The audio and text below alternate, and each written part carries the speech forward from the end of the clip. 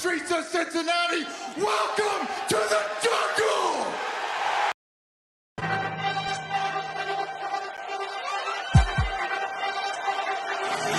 Let's go.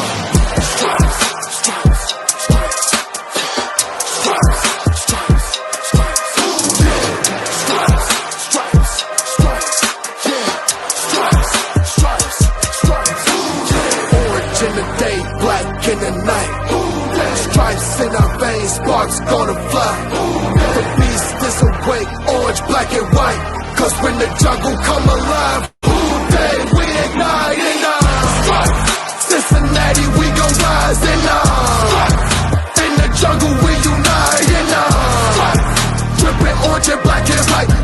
Day when we fight, live and die in these stripes. Wake up the beast, every day is a feast. Time to bust it off the leash. In the jungle dripping heat, tigers strike the city streets. East side stand up, west side stand up. If you reppin' who they, time to put your hands up. Bengals stripes, we in it. New day, new age, yeah, we get it. Cincinnati jungle fitted. Who they in our house, we win it. Orange and black and white, we build it. Earn our stripes, you know we kill it. Bleed our colors, jungle dripping. Nasty, natty, yeah, we lit it. Lit the crowd, get the city loud. Yeah, we feasting now. Fit the bounce, make the city howl. Now we beastin' now. Thunder through the tunnel, from the sideline to the huddle. Stripes we tatted on the jungle when we flex that who they muscle on them. Stripes, Cincinnati, we gon' rise in the jungle we unite in dripping orange and black and white. All day when we fight, live and die in these stripes.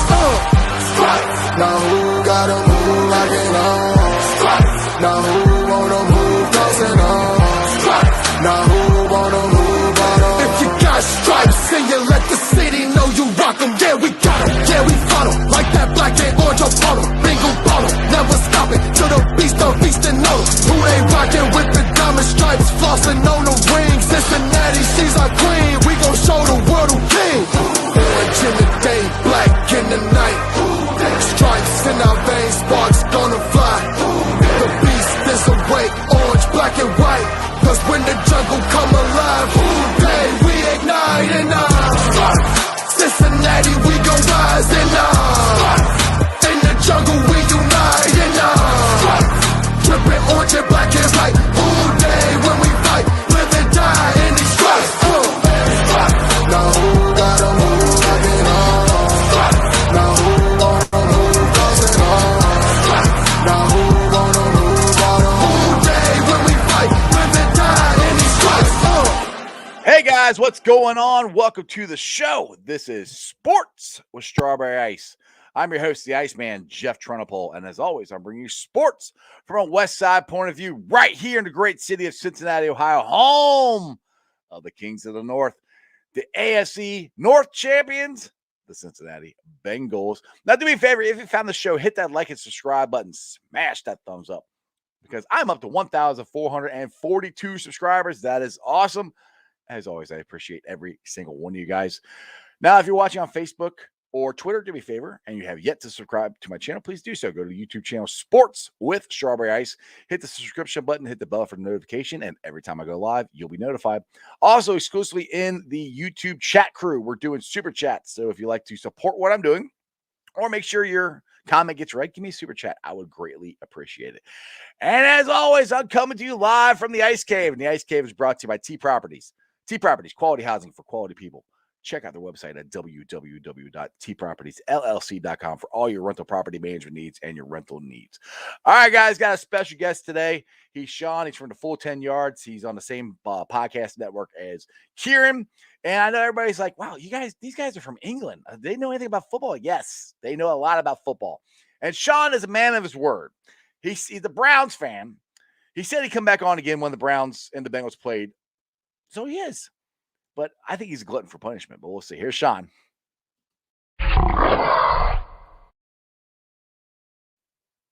Daggone it. I got to hit the right buttons. What's up, Shaun? How you doing? I'm good, my man. How are you? Good, brother. Good. So are you enjoying the end of your football season? Yeah, I mean, to be fair, I'm used to the end of the football season. Normally, the Browns don't even play in January, so I think we can thank the NFL for sticking an extra week on. I get to at least watch them in January. But yeah, it's been a slow death, my friend. It's been a long It's- 10 yes. weeks since we spoke. Yeah. Yeah, it's I- been a yeah. Like I said, we said off air. I said your best game was the one you guys played against the Bengals, and then after that, you went whoop, and it's been downhill ever since. I'm yeah. sorry. Not No, really. no, absolutely, mate. It was. There's been many a false dawn this year. That Bengals game was probably the one that you thought the Browns had turned the corner. If you remember back, we were talking about Odell being shipped off to the Rams. That was that week that Right. happened, and you Yep. thought, Mhm. oh, hang on a minute, something's clicked here, and they've put a good performance together, and you thought maybe this was the week that the season finally kicks into gear. And then they go and get their ass whooped by the Patriots. So it's just been one of those seasons. Glad it's over in many ways, to be honest.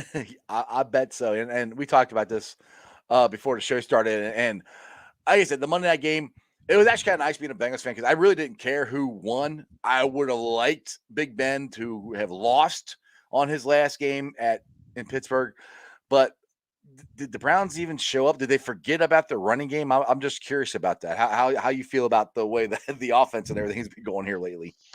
It was symptomatic of the whole season. It summarised everything that's been wrong, basically, within one game of football. The quarterback took too many sacks. He held on the ball too long, made far too many poor decisions.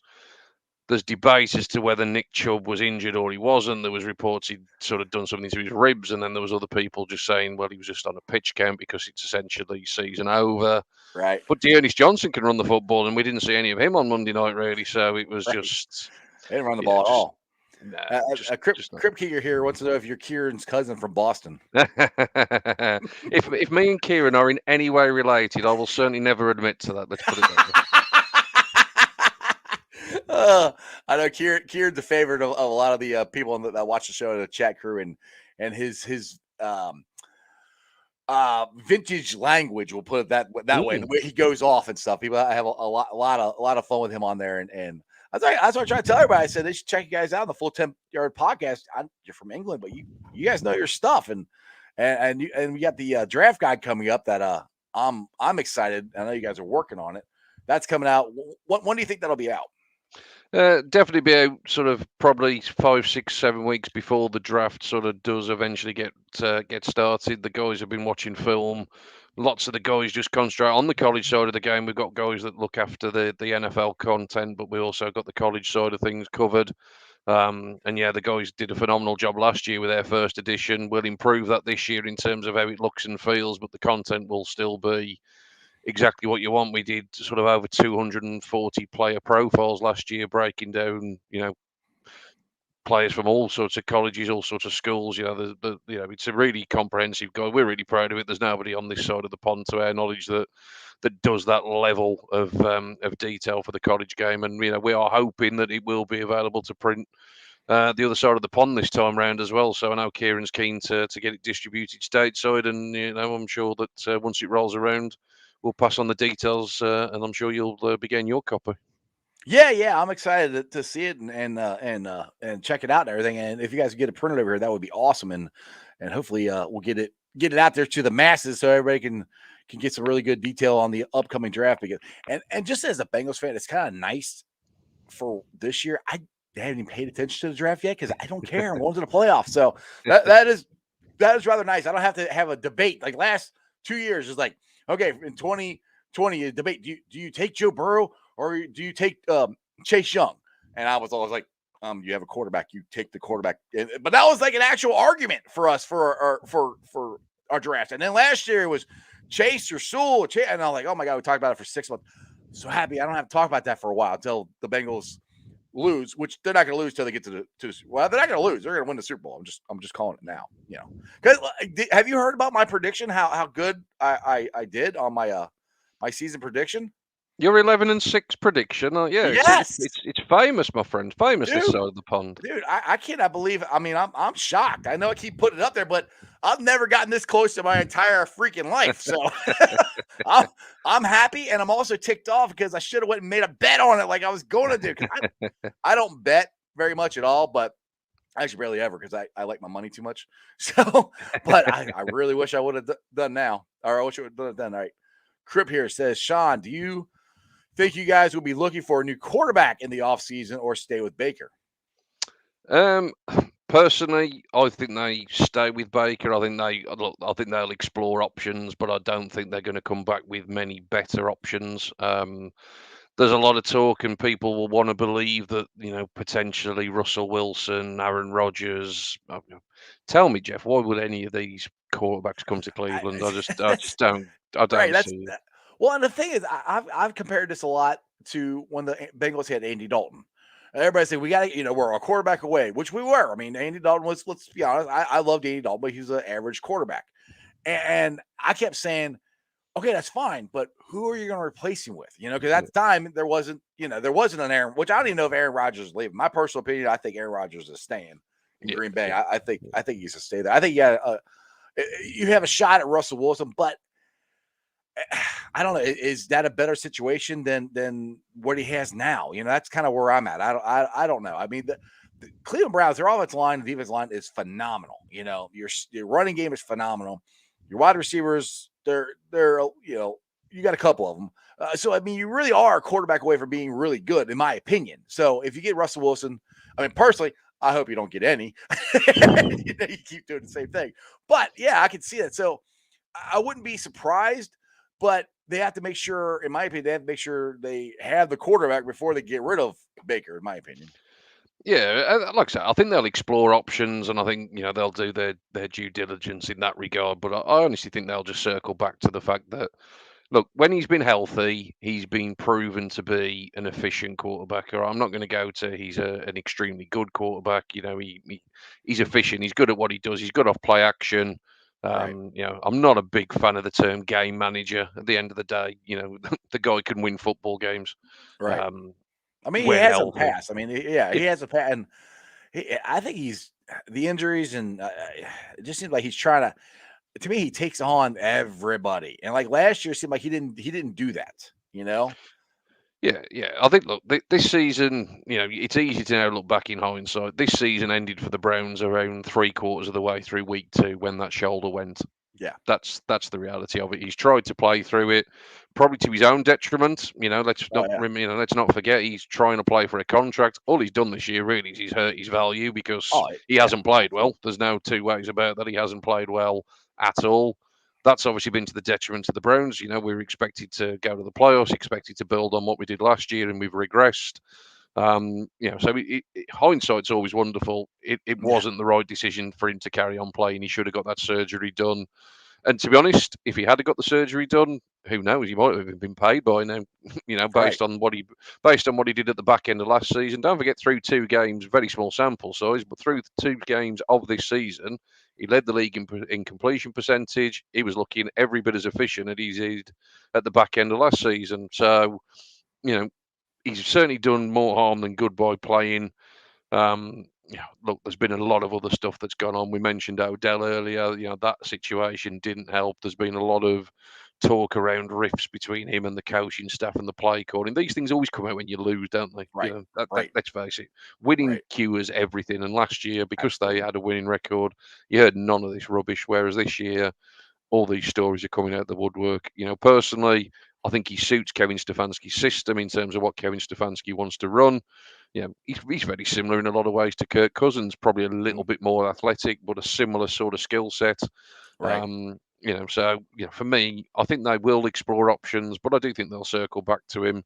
And the biggest problem that they've got at the moment, to be honest, and one of the guys in the comments has posted that question, is around, do fans truly hate Baker? You just put it up on the screen there. Right. Yeah. Baker's a polarizing character. There's probably half of the fan base, and I'm probably in the half that says he's got an awful lot of legitimate reasons behind why this season hasn't gone very well. The shoulder injury being the main one, his lack of wide receivers being another. We haven't fielded the same offensive line in any game this year. There are other things in play. I believe give him a chance to get healthy and see if he can prove to be what he was this time 12 months ago, where, let's not forget he took us to the playoffs for the first time in forever.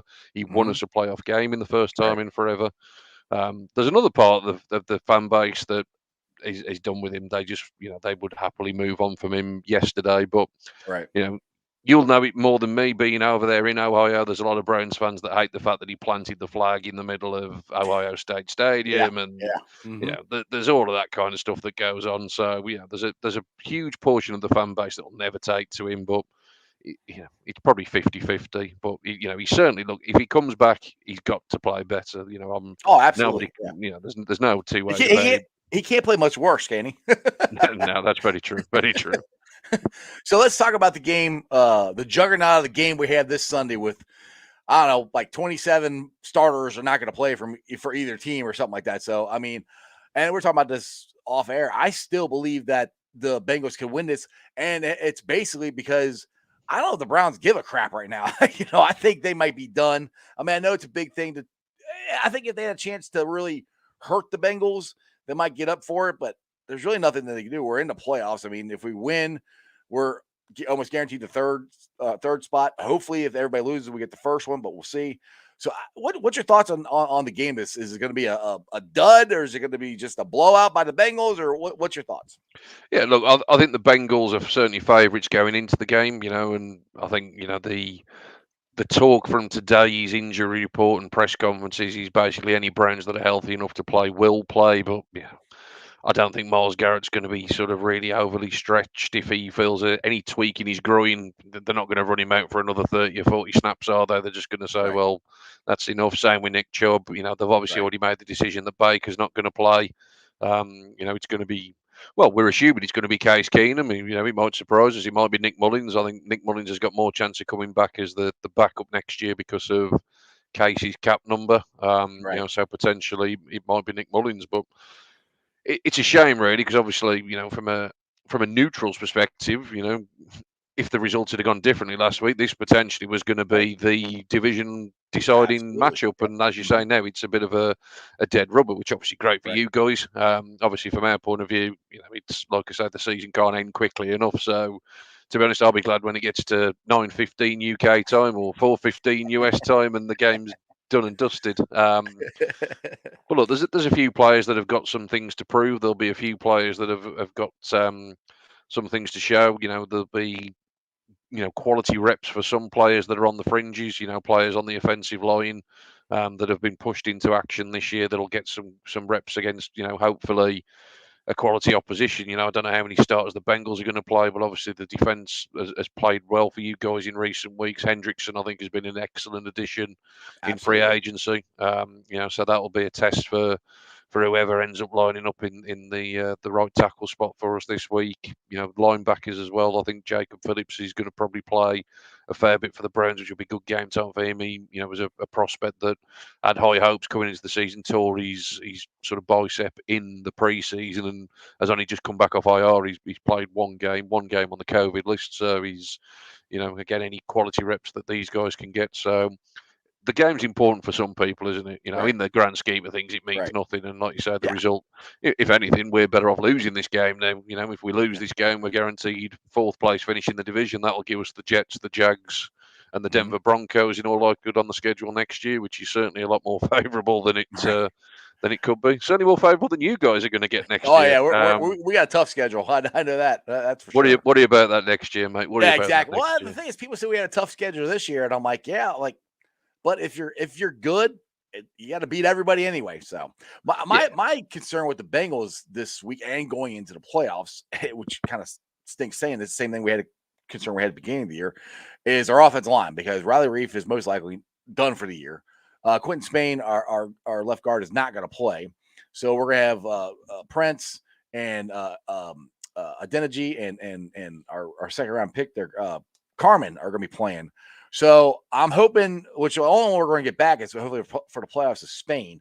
We're going to get a good look to see how these young guys look for the offense. Like for the offseason for the Bengals, we still got to fix the offensive line. That's one thing that we still have to do. But Crypt Keeper has a question here for you. Shaun, does it tear you up across the pond that Guns N' Roses is the official rock band of the Bengals? I know how much you guys love Guns N' Roses across the pond with a Ric Flair. Woo!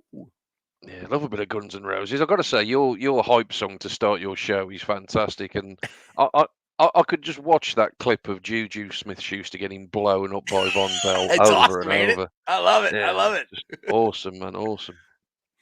That's interesting. I didn't know this, but Terry says Vegas has Cleveland as a 6-point favorite as of right now. Wow, wow. If that's the case, let me just put some money in my betting account and get on the Bengals. My word. To be honest, the Browns 6 points favourite. The Browns haven't scored more than 17 in 11 of the last 13 games, and I Hey, don't that's see how. I I don't don't yeah, I see. don't see it either. I mean, like I said, I don't think the Browns really care, but I don't know. We'll see. That's stranger things. But I mean, the Bengals are going to have a lot of starters out too. I think that has a lot to do. But we still have Chase, Higgins, and Boyd. Those three are still playing. Johnny Paps here says wants to know if you want to lend us your offensive line for the playoffs because that would help.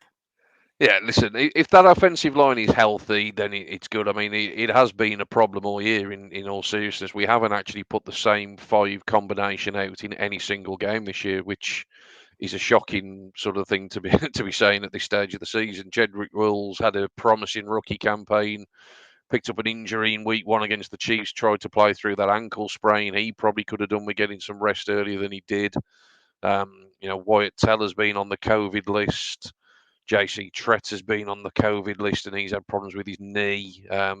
Jack Conklin just had a nightmare season. He injured his knee, he dislocated his elbow. He's got a long road back, Jack Conklin. So, listen, if that line's healthy, it's a good line. But the Oh yeah, depth has been exposed this year. Chris Hubbard came in week one when Wills went down, and Chris Hubbard ended up on IR at the end of that game as well. So our sixth offensive lineman went down. We've been playing Blake Hans, James Hudson, the former Bearcat, has been very, very raw, which was expected. He was right. drafted with the hope of hopefully either being a practice squad stash or, worst case scenario, he was going to be the eighth offensive lineman who'd probably be a game day inactive most weeks. But he's had to play far too much. Look, like I said, there's five quality starters, but the depth has really been exposed this year when those five don't play. But that's the danger when you invest so much in the five starters. There's a lot of money tied up in that line. Exactly. A couple people in the chat crew here saying you need a Jackpot Joey hat. I don't know. I don't know if Shaun would wear it or not. it might burn him a little bit if he wears it.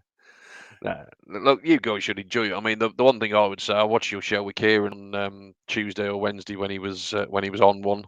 One thing I would say, go and win it this year. Go and Yeah. win it this year, all right? Because I hear so much of this, and we hear this side of the pond. It's like, oh, the Bengals are probably a year away, or they're a couple of seasons away, and it's like, you are in the playoffs now. Go Right. and win it now, Well, because that's this time 12 months ago, the Cleveland Browns were only a year away, and they were going to right. build, and they were going to do this, and they were going to do the other, and here we are 12 months later. You have never got any guarantees in the NFL. Mm-hmm. Yep. Once you've got a ticket to those playoffs, go and cash it in. The way you played last week, the way you've been playing the last 2 or 3 weeks, that offense is good enough to give anybody problems. Absolutely. You're going to come up against good sides. That's what the playoffs is all about. You're obviously going to have difficult games, but go and win it now. It's your chance to go and win it now. Yeah, I mean, our statement game it was against arguably the best team in football against the Chiefs last week, and we came back for 14-point deficits. I mean, Burrow has thrown for almost 1,000 yards in the last two games alone. I mean, he threw for over 1,000 yards against the Ratbirds. I mean, yeah, and I said that at the beginning of the year. I said, everybody says we're a year away. I said, no. I said, look. I said, if Joe Burrow did not get hurt last year, I think they would have finished 8-8, and everybody be like, all right, this is the window is open for the Bengals now. Since he got hurt, I was like, well, it might be a year away. But now this is another thing that I said earlier in the year, and my buddy Zim tweeted it out today, which this is what's so interesting about how things work, injuries and different things work. If Joe Burrow did not tear his knee up, we would not have Jamar Chase. So I mean, I'm not happy that he tore his knee up, but there is always a ray of sunshine or something that happened because of that. And if I brought this up to Kieran Tuesday, if we didn't have Jamar Chase this year, I mean, I know T. Higgins, Tyler Boyd are great wide receivers. They are. They are phenomenal. It's nothing against them, but the chemistry that Joe Burrow and Jamar Chase have is ridiculous. And just to see what they did against the Chiefs last week is unbelievable. If we didn't have Chase, I don't know if we're going to the playoffs, to be honest. Yeah, well, I mean, look, Jamar Chase has been a massive difference maker. When I came on your show 10 weeks ago, we talked about that being the right decision at the time. I was always a massive fan of that pick. I thought the chemistry that the two had in college, for me, it was a bit of a no-brainer. I think, the argument was you could have potentially made a better use of your other picks in terms of addressing the offensive line. But let's face it, the draft is what it is. It's lottery tickets, isn't it? Some you win, some you lose. But Jamar Right. Chase was a home run hit. Just to put it in context for you, the Browns' three leading receivers, Donovan Peoples-Jones, Jarvis Landry, and Rashard Higgins, have got less yards between them than what Jamar Chase has got. I mean, Jamar Chase had more yards on Sunday than Patrick Mahomes threw the freaking ball. Yeah. That just blows my mind right there. I've never seen that in my life here. Now, since that Bengal here says, I just remember all the talk in the offseason about the Cleveland Browns going to sweep our division, and be real good. I told everybody Cleveland is not good at all. Baker Mayfield is holding y'all back. Y'all need a new quarterback. I don't know. I said I'm not saying Baker is holding you back. I think the injury really did hurt you. And Stefanski's offense and everything is more. It's not like the Bengals. I mean, it's not. It's a running game. It's based on running the ball and dinking and dunking down the field. And when Baker is doing that, you guys are a really good team. Which, I mean, like I said, you guys kicked their ass, when you came here. So you can play good. But it's so I'm not a big Baker's got to go. It's going to fix everything. Everybody said that about Zach Taylor. We got to fire Zach Taylor. You know what? We got to get a better coach in there. I'm like, okay, who and why? I'm like, what Zach Taylor is doing, he's building the culture. He's building something up.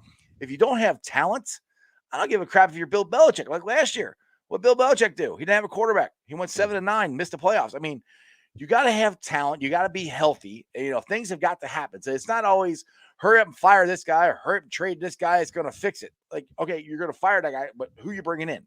That's always my question when people say that. Yeah, no, completely agree, mate. We talked about it earlier. I think, given the circumstances, when he's healthy, he's proven he can win games. Can he win enough? Can he get you over the hump? Let's give the guy a chance and let's wait and see. That would be my view on it.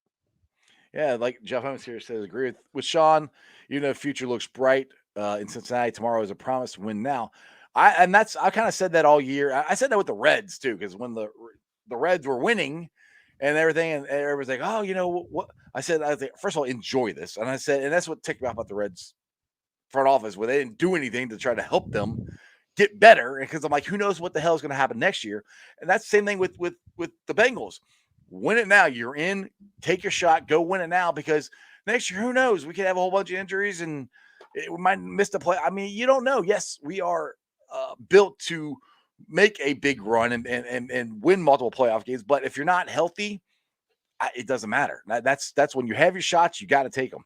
Yeah, and you look at their division, the one thing you can pretty much guarantee with their division, the Ravens will be back next year. They've had a lot of injuries themselves this year. They'll come back strong next year. Hopefully the Browns aren't a million miles away. Like I said, they've got a lot of issues. I don't really think they are. I mean, Nah. the team that's a million miles away, and I'd love it, is the Squealers. I Yeah, think they are way far away. Yeah, I mean, look, that the defense, unfortunately, will keep them in games. It's a defense that has always been phenomenal since Tomlin's been there, but there's serious issues on that offense. I know Najee Harris had a good game on Monday night. But let's face it, he's run for about 1,200 yards, but he's had to do that on about 700 carries this year. He's not Right. exactly Well, taking that's the why I league thought by it was so storm. stupid when they drafted him. Everybody's like, "Oh, what a great draft pick!" I'm like, they don't have a freaking offensive line. I mean, everybody ripped on the Bengals for taking Chase and not drafting, but nobody said anything about the stupid Squealers for drafting a running back when their offensive line is terrible. Which their offensive line was worse than ours. So anyway, yeah, that's one thing I think we both can agree on, that we hope the Squealers are bad for a while. I'll I agree mean, with you there. Yeah. they've had their time, and just I'm done. Y'all can just be bad. Let the Bengals and everybody else to take. And the Ravens, I really don't want them to be very good either. But we'll see what happens. But it's just a very fun time here in Cincinnati of the possibilities of what could happen. And it's something you guys got to enjoy last year. It's just the fun of, what if we could do this? What if we win? I mean, Shaun, I'll tell you right now, if we do win this whole damn thing, I'm a almost 47-year-old man, I'll be crying like a baby if we win this whole thing. I'll tell you that right now. Yeah, listen, sports does that to you, doesn't it? There's nothing like it. You know, you've got your own show. You talk about it day in and day out. You know, sports is one of those things that, if you don't get sports, people say, "Oh, it's just a game."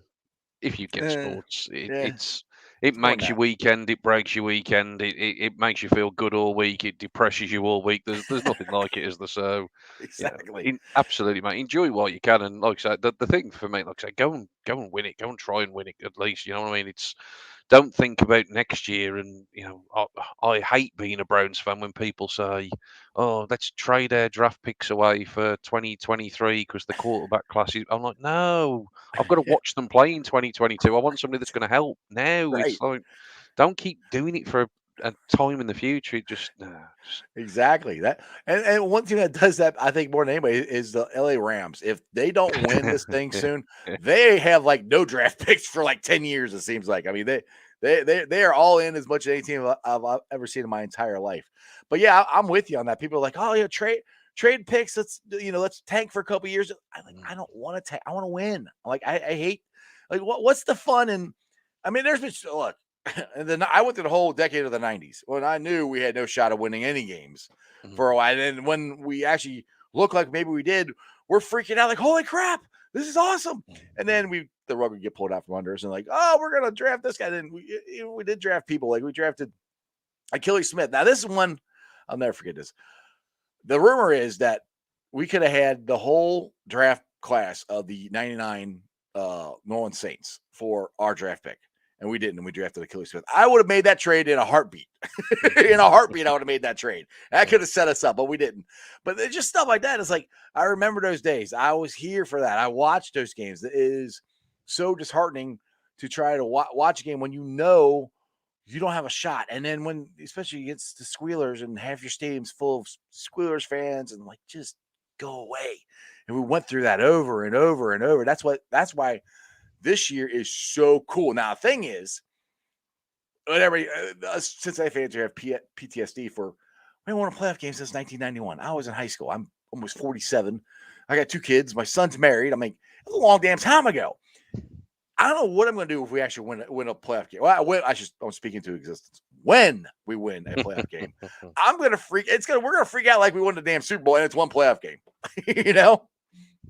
Yeah, listen, I had that experience last year. I watched every Cleveland game now for 13 years, which, for somebody in the UK, when you're getting up in the middle of the night to watch games, or Thursday night games are on in the early hours of Friday morning UK time, and sitting through 0-16, 1-15, and to get to witness a playoff game. I mean, obviously for us it was sweet because it was the Steelers as well. That made it Right. That's even better. Right. even better. I mean, that first snap. I mean, just before we came on air, I heard you were rewatching a rerun of the game from Sunday, and Yeah. I could hear Nance and Romo. I could watch that first snap of that game from Pouncey fly over Ben's head. I could just watch that on loop for a good few hours. Yeah, that was Um, awesome. I do yeah, because I was sitting there watching. One of my buddies is a Brown fan, and I'm like, okay, you can come down, I'll watch it with you. And it's funny. It's the same thing I did with him. I did when my wife is from Florida and she's a Buccaneer fan. I'm happy, but I'm also pissed off. So I'm happy you guys won the Super Bowl, but I'm like, since I've been married to her for 25 years, she's won the Super Bowl freaking twice. I haven't won a damn playoff game yet. That's what I'm like the end of like, why are you so? Her friend was like, why are you like upset? I'm like, I'm happy for you guys. I'm just pissed because I can't enjoy that yet, and I want to so badly. You have no idea. And they're like, oh, we've had bad times. Like, yeah, bad times anywhere close to what we've had the last couple of years. Let's be honest. You've won it twice. So just don't even, that's not even the same thing. I mean, I'm happy you won, but that was the one thing. Like, I can't wait to have that feeling of watching my team win. I've only got to do it one time, and that was the Cincinnati Reds when they won the Super Bowl in 1990, and I went freaking nuts. It was awesome. yeah. Look, like I said, you guys have got a legit chance as well. I don't think it's a crazy thing to sort of think that you can cause a lot of damage. Like I say, that offense is good. Look, I don't think Jamar Chase is going to see a lot of single man coverage. I think the Chiefs have proved that that's Yeah, probably not the way to go. I'm surprised he's seen as much as he has. I'm surprised the Yeah, Chiefs never double. I'm like, you guys are nuts. I mean, yeah. the Ravens never did it, and he killed them. I'm like, I don't know. Absolutely bonkers.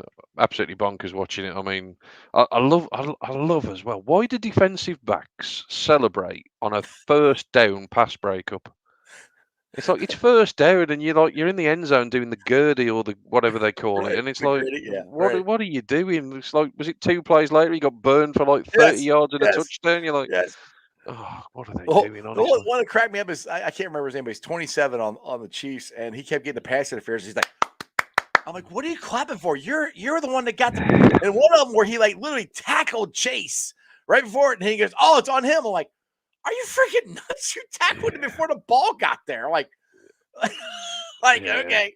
I was like, yeah. yeah, But yeah. they all kept doing the gritty, and you do that. You do that stuff, and to me, it's like the Bengals are like, all right, we got you. And it's just like when Wink Martindale said, well, I don't know if Joe Burrow deserves a gold jacket yet. Like, oh yeah, he threw for 500 and something yards on you. So, Yeah. it's like that's why I keep saying. Like, me and Bengals captain, who's on the show with me every Monday, we keep saying, keep talking, good, keep talking, because to me that chip that's on Joe's shoulder and the Bengals shoulder keeps getting bigger and bigger. And like, all Yeah, right, you think that we'll prove you wrong, yeah, yeah, yeah. No, absolutely. Yeah, here you go. Yeah, John Pap says he was clapping every damn time. Even Romo commented on it. I know Romo was like, "Why are you clapping?" Like, it doesn't make any Yeah. sense. It was the Obviously, weirdest. obviously, used to getting the calls from the refs being a chief. He obviously thought it was just going to be offensive pass interference, didn't he? That's all. Right.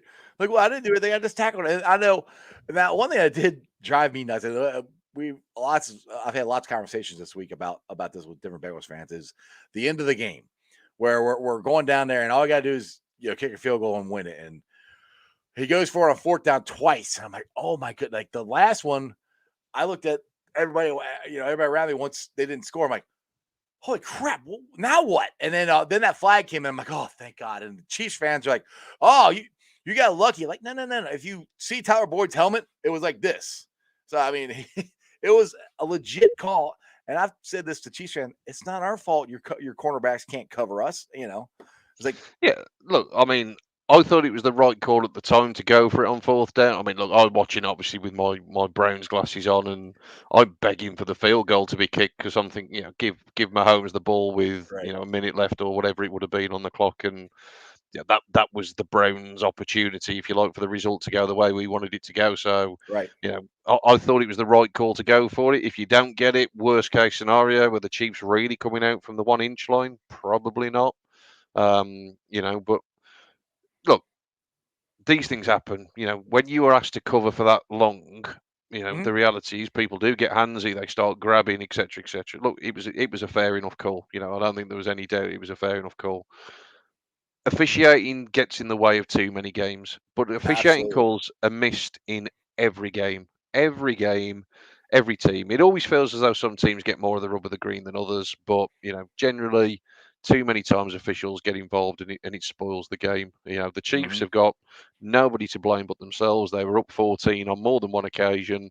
Yeah. And Three ultimately times. they didn't do enough. They didn't cover Jamar Chase the entire game.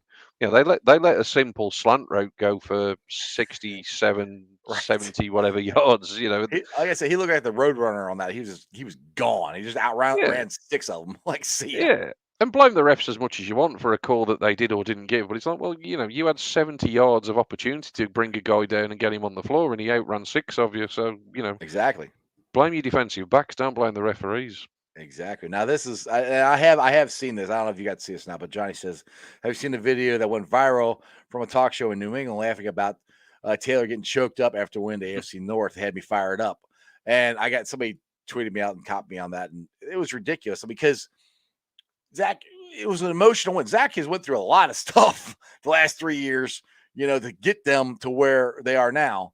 And for these idiots to go on in New England and laugh at him, it's like, what are you, 6? I was like, shut up. I mean, one thing I loved, and I would love to find this caption, this clip was last year.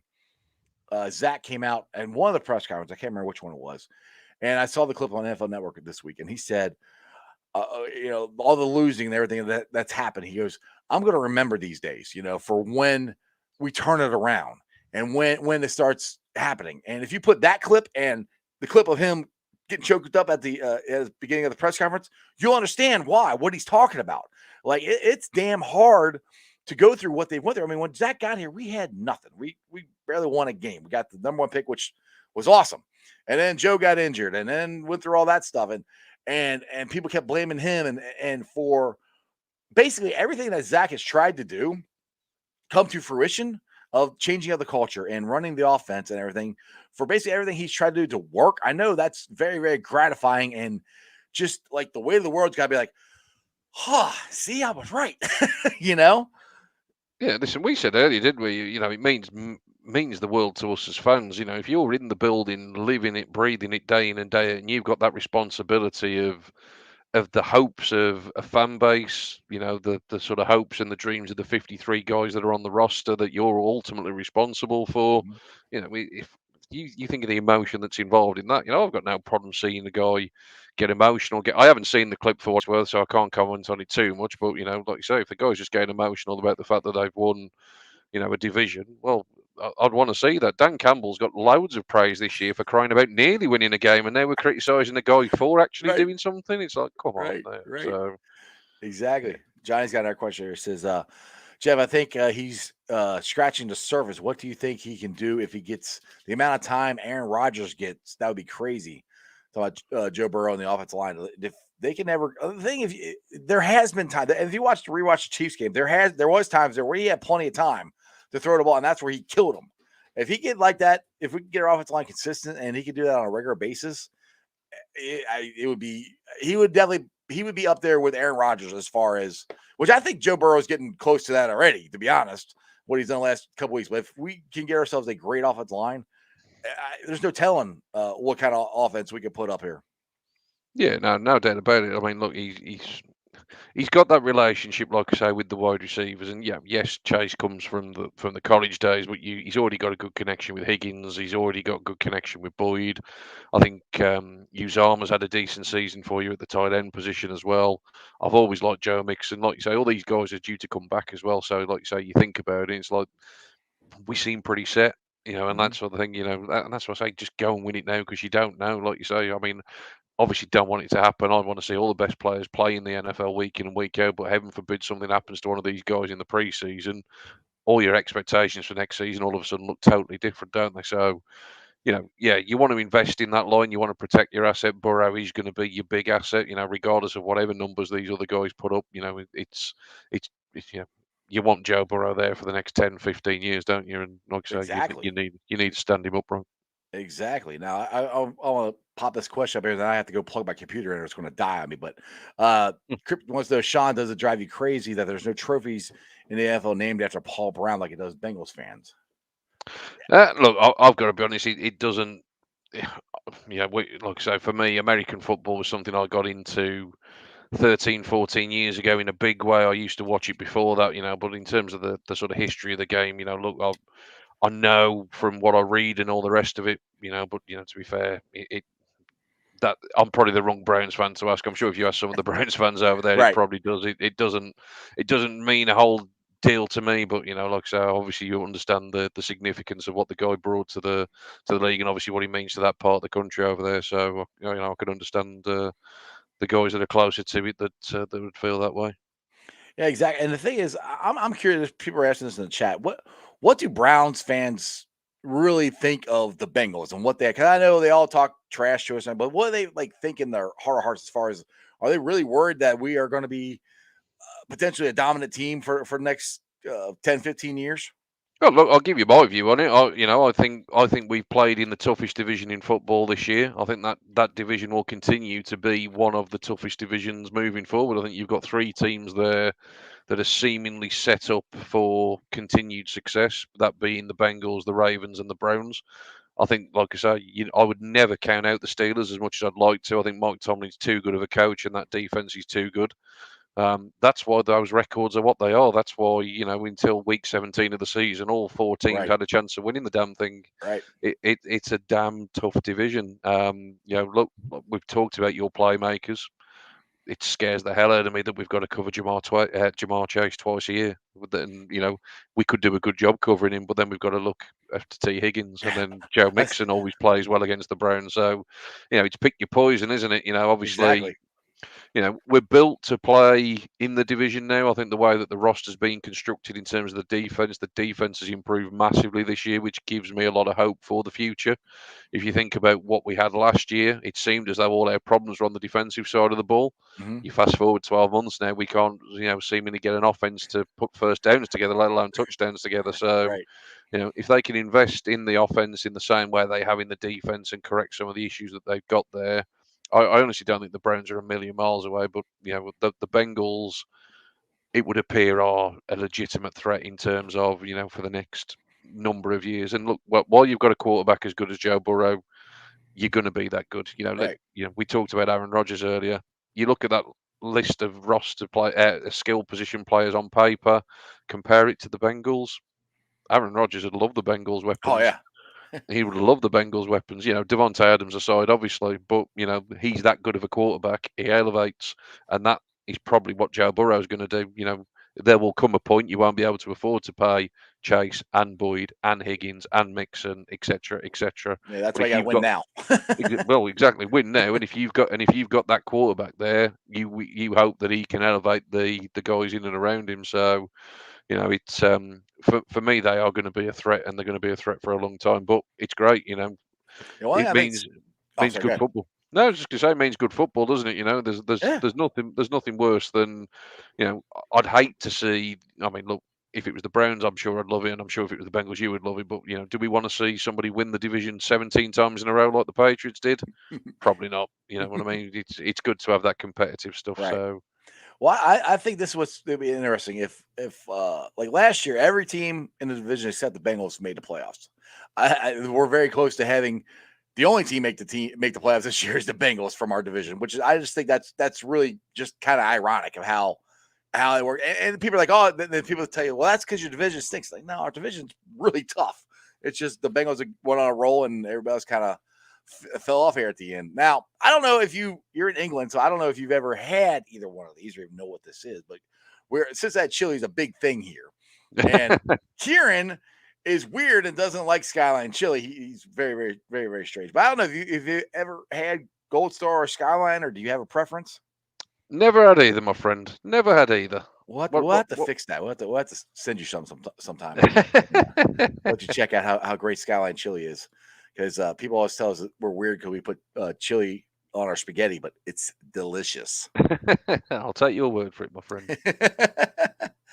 I see here. Johnny's got another one here. How great these role guys are now. Bigger question: can we afford them in the next 5 years?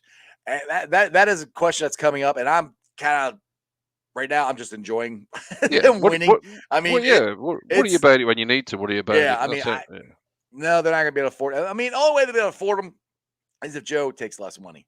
That's really the only way. I don't know if he's going to or not. We'll have to wait and see. But as long as Chase and Mixon and those guys are, and I love T. Higgins. T. Higgins is great. I would love to keep all of them. I mean, but the chances of those being able to do that are probably not very good. But you never know. We'll have to find out what happens. That's down the road. Let's go win a couple of Super Bowls first.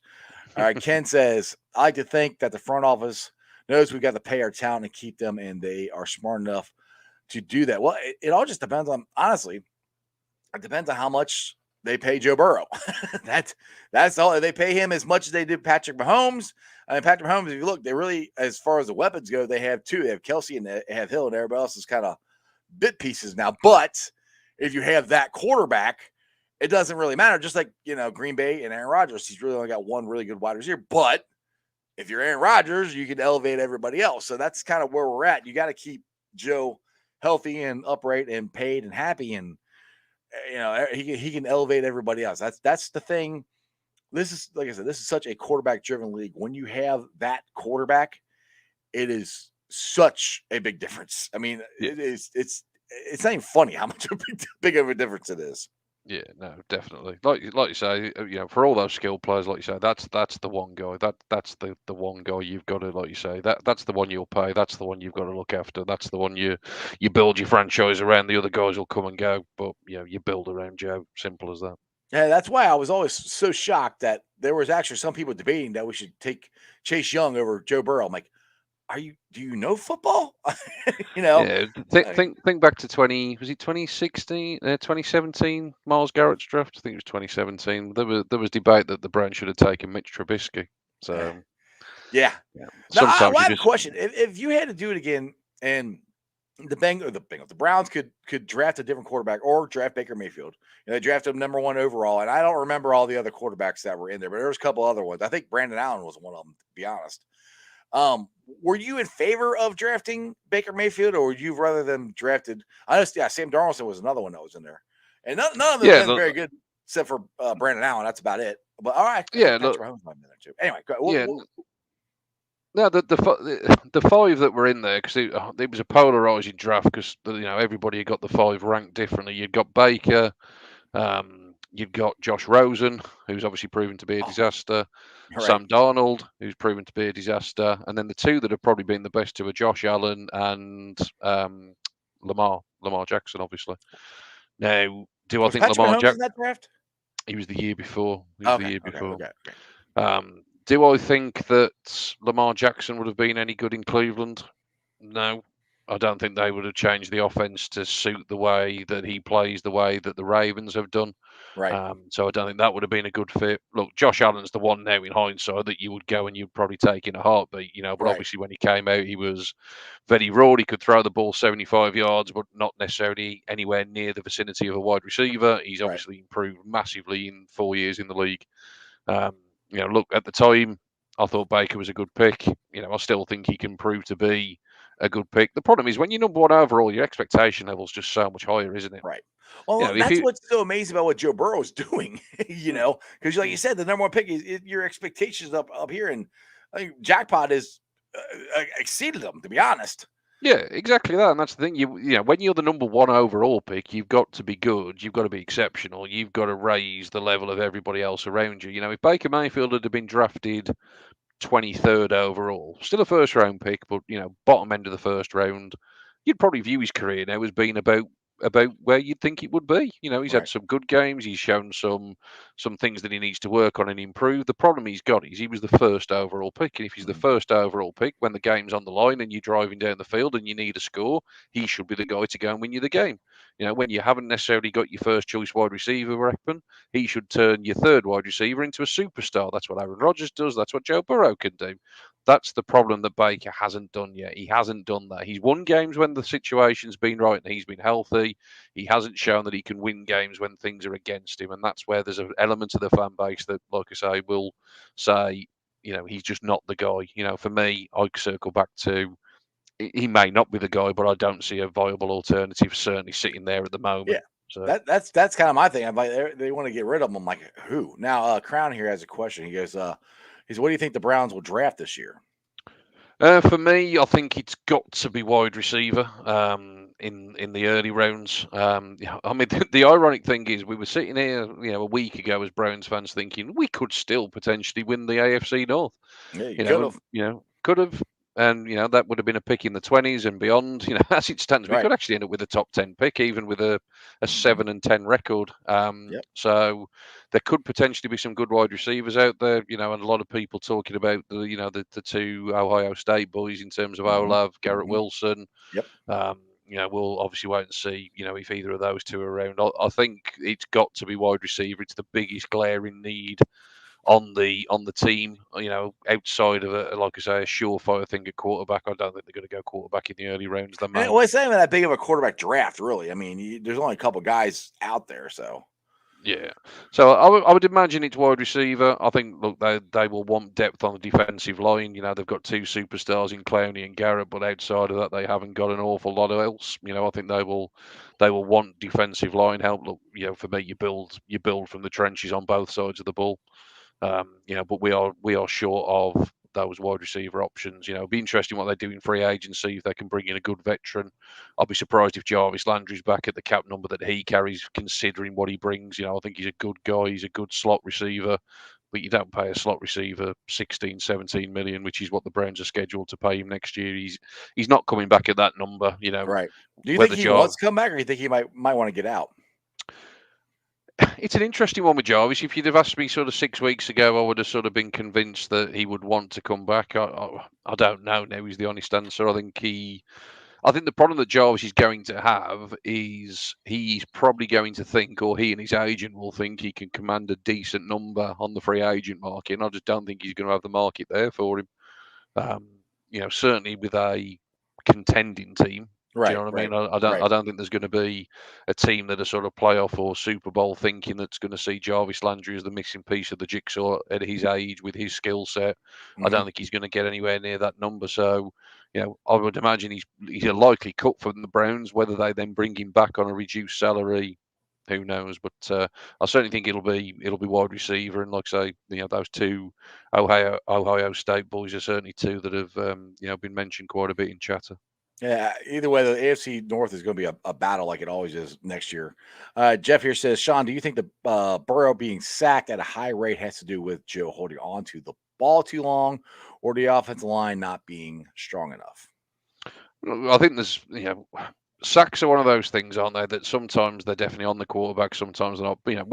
We took 9 sacks on Monday night. Now, there's one example where Baker Mayfield actually triple pumps the ball. He's actually got receivers open in screen. You look at the all-22, and there's various times that receivers are open. You start thinking, well, what on earth are you looking at? Now, obviously, the poor right tackle gets there in the stat sheet against him that he's given up a sack, and you think, well, hang on a minute. He's held up here for 4 seconds. Baker's triple pumped, and that one's on Baker. I think Joe probably is responsible for.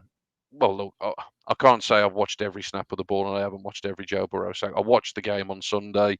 I think that he was responsible for a couple of them. In terms of some of the early ones. But look, everybody knows that the offensive line is a work in progress for you guys. Everybody knows that the best way to cover Jamar Chase is to get to Joe Burrow. Right. Yeah. Exactly. It's as simple as that, isn't it? So that's where teams will look to attack. And look, the other thing to bear in mind is Joe Burrow's played what now 24 games in the NFL, something like that.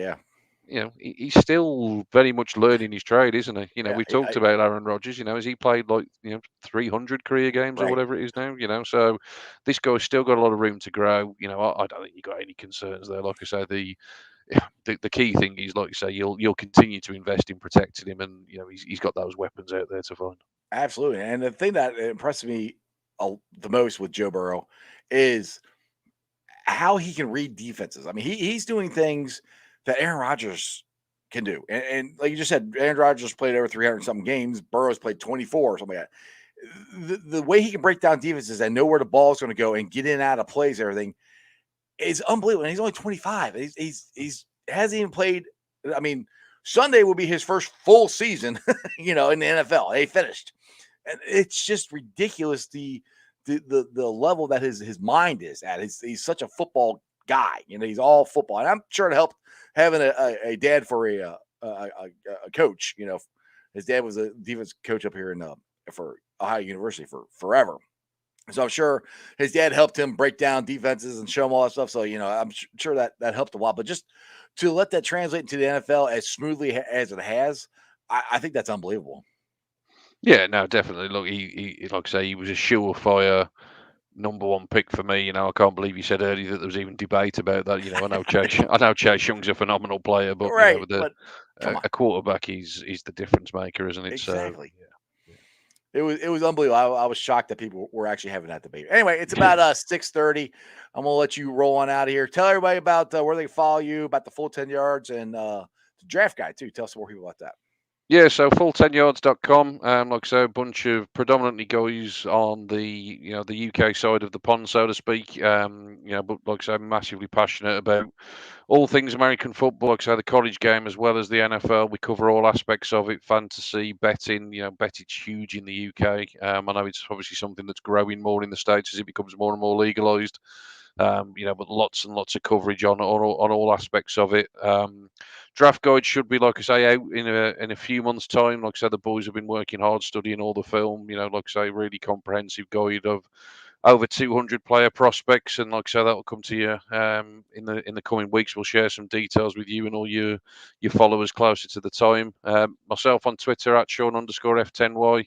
Always happy to talk ball with anybody, and like I said, man of my word. So look forward to the rivalry commencing next year. Hopefully, it is a rivalry now, mate. Hopefully, we've both got some decent football to follow for the next few years. Exactly. So we'll definitely have to do this. Well, we don't have to wait a whole year. I'll bring you on during the off season too. We can maybe I should just have a guy from Boston show. I have you and your and your son Kieran on, and you guys. I'm just kidding. But yeah, we can do an all Boston talk show sometime. Anyway, sounds good, man. All right, Shaun. Appreciate you, man. Have a good weekend. And you, bud. See good, you. Man. Bye. All right, guys. Like I said, go check out the full 10 Yards podcast if you guys haven't checked it out yet. Kieran on there, Shaun's on there. They got a whole bunch of other guys on there. And like I said, they really know what they're talking about with football. They got the draft guide coming out. So whenever that is released, I will let you guys know. Hopefully they can get it printed here and we can get our hands on it. But they are very knowledgeable. So definitely check them out. I always have a blast having them on. And I appreciate Shaun coming on because he didn't really want to come on here because his team stunk, and but he messaged me like, I said I'd come on, so I'm a man of my word, so I came on. So I appreciate Shaun for doing that, and I can't wait till next year. All right, let's get to the Facebook groups that let me live stream in. As always, I appreciate every single one of them. They are Who Dey Nation, Who Dey Legion, Bearcat Ruckus, Bearcat Country, Cincinnati Reds, rounding third, heading for home, the Ohio State Bucknuts, the Ice Bar, and then you can follow me on all my social media platforms, all under Sports with Strawberry Ice. I'm on Facebook, Instagram, Twitter, and TikTok. Twitter handle is at Jeff A. Trunapole. TikTok is at Iceman90. I will be pulling the sound off later on tonight, so if you want to listen to it again, check it out. It's on BeanPod, Apple, iTunes, Spotify, Google, Stitcher Play, pretty much wherever you get your podcast. Please make sure you rate, like, review, download, leave a comment so more Cincinnati fans can find my podcast. I would greatly appreciate it. Like I said, YouTubers, my originals, we're at 1,442, which is awesome. I'm trying to get to 2,000 by the time the Super Bowl rolls around. So tell your friends, tell your neighbors about Sports with Strawberry Ice so we get some more subscriptions. And it's the weekend. It's Friday night. Everybody go have some fun. We got football weekend. We got football Saturday. Got football Sunday. I'm not sure what I'm going to do when football is over. It's like, it's like half your life just leaves. It's going to be really tough when football is over.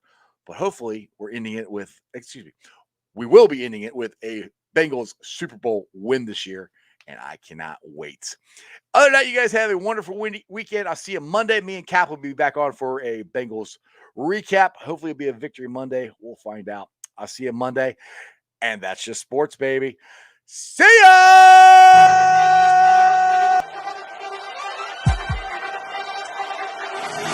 Let's go.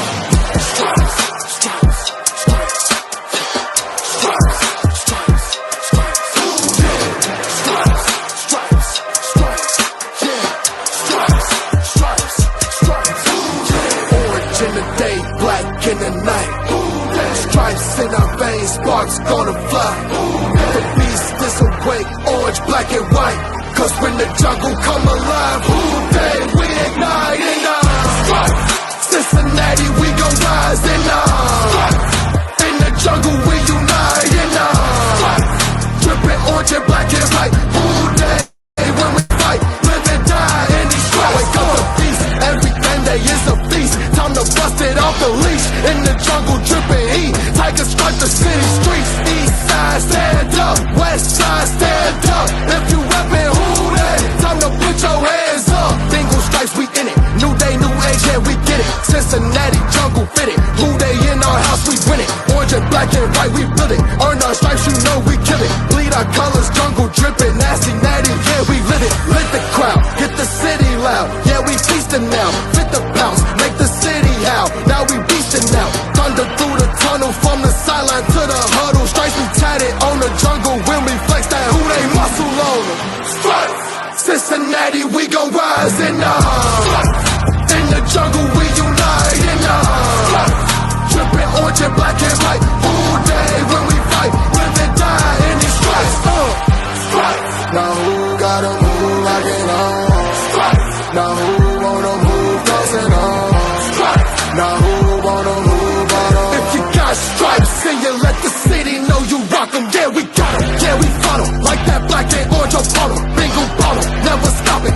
beast, I'm feasting on 'em.